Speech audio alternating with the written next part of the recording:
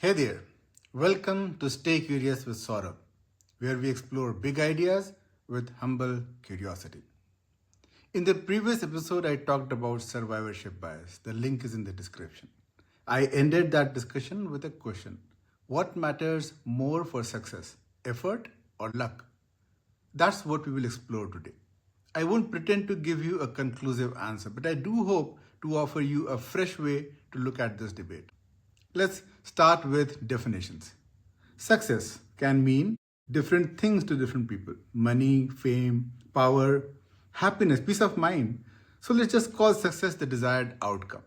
And when I say luck, I do not mean fate or destiny. I'm not talking about it in the sense that everything is predetermined. The life is scripted. In fact, quite the opposite. By luck, I mean randomness, pure chance. Let's say we look at life like a process, a black box. The output of the process is the desired outcome. And there are countless inputs, things that can influence that outcome. And if we group all those inputs into two categories: one, things that you can control, and another, those that you cannot. We will call the first group, the group that you can control, effort, and the second group, luck. Let's say you are trying to land an important business deal. You have a compelling offer, a solid strategy, a powerful presentation. That's effort. You need to meet the client, and that meeting has been elusive. The appointment you finally got is 2 months later. You are afraid that someone else may grab that deal even before your meeting. Then one day you go to your child's school for a parent-teacher meeting. And there, while waiting for your turn, you find seated next to you that same person you have been trying to meet. You strike a conversation and tactfully bring up your offer. Spark just enough interest to get an early appointment. Next thing you know, you are walking with a spring in your step, having grabbed that deal. That chance meeting in that school, that was luck. You couldn't have controlled that. Randomness may be a better word for this, but I will stick with luck for two reasons. One, effort versus luck dichotomy sounds more interesting than effort versus randomness. And two, I will wait till the end of the episode to touch upon the second reason. So going back to the story of chance meeting, what do you think caused the success, effort or luck? If we ask the protagonist of the story themselves, they're almost sure to say effort. Nobody likes to attribute their success to luck. It's like, if I succeed, it was because of me. But if I fail, I was just unlucky. There is a reason why we don't give much credit to luck. A combination of hindsight bias and confirmation bias. Let's take the story of that same entrepreneur further. He, or it could have been a she, but let's just continue here as he. Okay, so he goes on with his entrepreneurial journey through more such combinations of effort and luck, and is now a successful businessman. Looking back, he reflects his decision to ditch a stable job 10 years ago to start his business and tells himself, I knew this would work. I knew I had a winner idea. Now that is hindsight bias, thinking that past events were much more predictable, much more deterministic than they actually were. Thinking that there were very clear reasons that led to or resulted in an event, ignoring the several different outcomes that the situation could have evolved to due to chance events. We are not so sure about future events. This is also called post facto rationalization, finding or even inventing logical reasons to explain decisions or events that have already occurred. Hindsight is 2020, as they say. We believe that we solely are responsible for our success. We find it demeaning if someone calls out the role of luck in our success. So much so that when we look back, we only see evidences that support our belief, ignoring the cases where luck played a role. And that is confirmation bias. So hindsight bias, thinking that past events were not affected by randomness, and confirmation bias, that is looking only at evidences supporting this belief. These two together lead a successful person to attribute all of their success to effort, that is the group they had control on. And we conclude that effort will always lead to success, and lack of effort will always lead to failure, ignoring the role of luck altogether. I can create more stories like these, but that won't take the argument any further. So instead, let's go to our original question. What caused the success? Effort or luck? One may say both. I would still ask which one had a larger role to play. Let's do a small thought experiment from the comfort of our desks. Let's take a competitive exam, say JEE. Less than 2% of people aspiring for it are able to make it. Being able to bag the coveted computer science in one of the premier IITs needs one to be on the top 0.05%. So if I take a random sample of 40,000 aspirants, one needs to be in the top 20 to achieve that feat. Let's say the rank of a student is a function of both effort and luck. Let's also say the weightage of luck is as low as 5%. The balance 95% driven by effort. I simulate this by following a few simple steps. Create a list of 40,000 students. For every student, generate two scores using normal distribution, both between 0 and 100. One for effort and the other for luck. So this student here got 65 out of 100 on effort and 23 out of 100 on luck. Then I calculate an overall score giving 95% weightage to effort score and 5% weightage to the luck score. Now I create two rankings, one by overall score and one by effort alone, ignoring luck. Then sort the list by overall rank. The top 20 in this list got computer science in one of the top IITs. Congratulations. Let us look at their ranks based on effort alone. These highlighted ones here have effort-based rank worse than 20. These are those students who got in top 20 because of luck. Had luck played no role, these would not have been selected. Another way to look at things is that these students displaced more deserving students from the list. When I ran this 100 times, the number of such luck-driven students ranged between 3 and 6. On average, 4 out of 20. That is 20% of the selected students are there because of luck, even though the luck was weighted at just 5%. Let me just repeat that. Luck's weight was 5%. Even then, it influenced 20% of selection. When I increase luck's weight to 10%, its role in selection jumps to 35 to 40%. So one can say that in my sample, nearly 8 out of 20 successful candidates would owe their spot primarily to chance. Interestingly, as the number of available seats rises, luck's role shrinks. For instance, if we had 800 available seats instead of just 20, and we use 10% luck weight, only about 2% of selections are luck driven. So the paradox is this: the tougher the competition, the bigger the role luck plays. Let's pause for a moment and reflect on what we are really trying to understand here. How should we use this analysis of luck's role?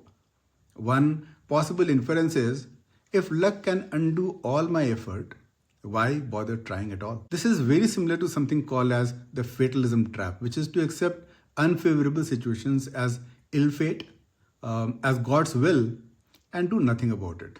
In my example, I'm starting from an opposite view. Life is not scripted. There is nothing like fate or destiny. Yet, one could conclude something similar. Why try when you may just fail? That conclusion, however, is based on only part of the data, thankfully. Let's go back to our scenario where luck carried a 10% weight. Out of the top 20 selected candidates, 8 were there primarily because of luck. We already established that. But what was the worst effort-based rank for these lucky candidates? In this specific run, 176. Think about that. Out of 40,000 students, the luckiest one who made it to the top 20 because of luck still had to be in the top 176 by effort alone. That's an extraordinary level of preparation. In other words, luck gave them a push, but only because they were already near the top. As the saying goes, luck favors those who try. In fact, in my experiment, I saw students with low luck scores still make the cut because their effort was outstanding. But I never saw the reverse. No one with a poor rank in effort, say around 1000, suddenly leaped into the top 20 pure based on luck. So the message is clear. This analysis should fuel us to put in more effort, not less.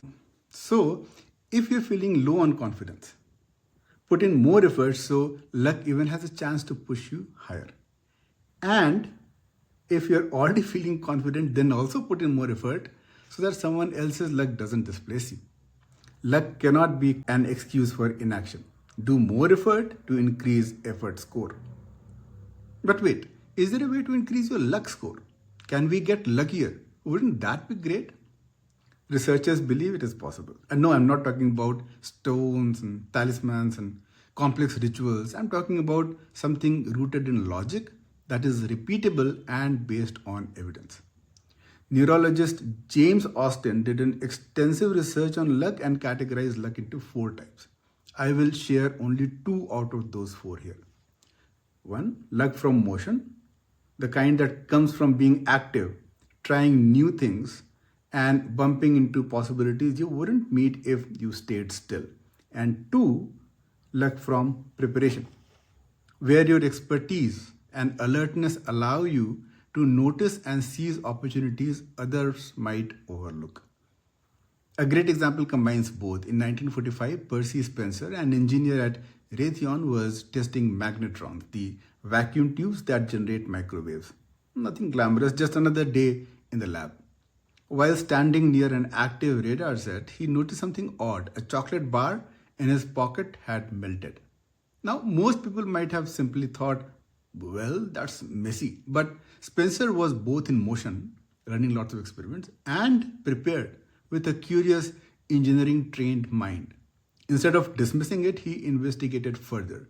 He put popcorn kernels near the magnetron and they popped.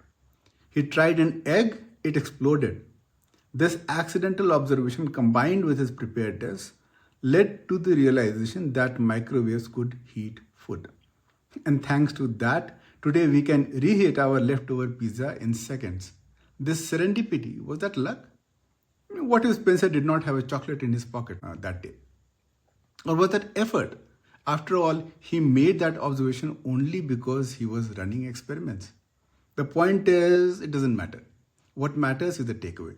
To get luckier, you need to put in more effort, both broad and deep. You meet more people, try more experiments, show your work more publicly. All of those are like buying tickets in the lottery of life. The more of those you buy, the more the odds of winning the lottery. Someone said, luck is like lightning. The more surface area you have, the more likely it is to strike you. This is also very clearly evident in the history of AI. We all use far more AI in our lives than we think. And we have all heard about GPUs fueling the AI explosion. But GPU stands for Graphics Processing Unit. What does graphics processing have to do with AI? Just generating pictures and videos? No, much more than that. Let's start this story from beginning to understand it and go back to our school days. Most of us did science experiments where we plotted results as points on a graph and then drew a straight line that best fit those points. We did that by the eye, but there is a mathematical method to find the best fit. It's called linear regression, which involves defining a cost function and then reducing the cost step by step. The better a line fits the point, the lower the cost. All of modern AI, no matter how advanced, works on a similar concept. Reduce cost until we find a pattern that fits past data and then use that pattern to predict new data. So when you ask your favorite generative AI tool to write an essay or create videos, at some deep level, it's doing the same thing, fitting a line to points. Fascinating, isn't it? How old is linear regression? It goes back to the 1700s, related to mathematicians like Legendre and Gauss, though Newton worked on related ideas even earlier. And neural networks, another buzzword today, but they have been around since 1940s. So all the building blocks of AI have been there for a long time. Why does it feel like we are seeing an AI explosion only now? In fact, between the mid 1970s and early 2000s, funding and interest in AI had dried up. Many felt it was all theory with no real application. We call that period the AI winter. AI could have died a natural death, but meanwhile, something else was happening. Gaming was growing quietly but rapidly, from handheld consoles and arcades to home systems and PC games. And games demanded fast, responsive graphics. Think about it. If you're watching your favorite live sport and your TV takes a second to process the signal, it's annoying but not a disaster. At worst, your neighbor gets to know the result before you could. But in a video game, if you fire a shot and the enemy can keep attacking you for a full second before going down, you can lose. That's unacceptable. So, GPUs, that is graphic processing unit built for gaming, kept getting better. They evolved from just lighting up pixels on a monitor to handling massive parallel computations. In many ways, they became more capable than CPUs for certain tasks. By the early 2000s, researchers started hacking GPUs, feeding them math problems disguised as graphics tasks. And in 2006, NVIDIA released CUDA, which allowed developers to run math directly on GPUs without tricks. The rest, as they say, is history. At the same time, the internet, social media, and e-commerce were exploding, creating troves of data. AI researchers now had two things they had always lacked: massive computing power and massive datasets. They dusted off old neural network papers, tried them again, and this time it worked. From there, AI never looked back. Let me dramatize a moment in the history of AI a bit. Imagine a middle aged AI researcher scolding their children for wasting time on video games and social media, unaware that those very things will one day help in AI research. The turning point came in 2012. A team from the University of Toronto entered the ImageNet competition where AI models tried to classify millions of images. They built a deep neural network called AlexNet, trained on GPUs, and it crushed the competition, cutting the error rate almost in half. Why did they succeed? Partly luck. The timing was perfect. GPUs had just become powerful enough, and ImageNet had just been created as a massive dataset. But the real reason was motion and preparedness. Jeffrey Hinton's lab had been working on neural networks for decades, even when it was not fashionable. His students Alex Shavisky and Ilya Sutskever were ready with the algorithms and the mindset to seize the moment. So, what have we learned in all this? Three things. One, luck can push one towards success, but only if there is also significant effort. Two, tougher the competition, the bigger is luck's role. And three, effort can make you luckier. Bill Gates and Paul Allen were lucky. They had a computer terminal in their school, but they spent thousands of hours programming on that to make that luck fruitful. After all, the same school would have had several other students, and no other Microsoft came from that school. But finally, what is our take? Is luck's role significant or not? Like I said in the beginning, I won't attempt giving you a conclusion. That is for each of us to infer. I can share how I make sense of all this, even though it sounds a bit paradoxical. When I start something, I tell myself there is no such thing as luck. That mindset extracts honest effort from me. But when I succeed, I remind myself I couldn't have done this without luck. That keeps me grounded and it guards against overconfidence. And if I fail, well, I try again, as long as that goal still feels relevant. This keeps me on my toes, prods me towards action, and makes me stay curious. If you have come this far, chances are that you enjoyed the video, and if you did, then do share with others who may enjoy it as well. Subscribe for more content like this. Before I wrap up, let me return to a point I touched upon earlier. Should randomness be a better word than luck? I said I'd stick with luck because it sounds better, and that I would share a second reason at the end. That second reason is this: the seemingly unpredictable events we call luck are not truly random. There is always a reason for every event, not purpose, reason, cause. And if they are not random, then what does that mean? Does it imply that future is already written, predictable? That's the topic for the next episode. Till then and beyond, stay curious.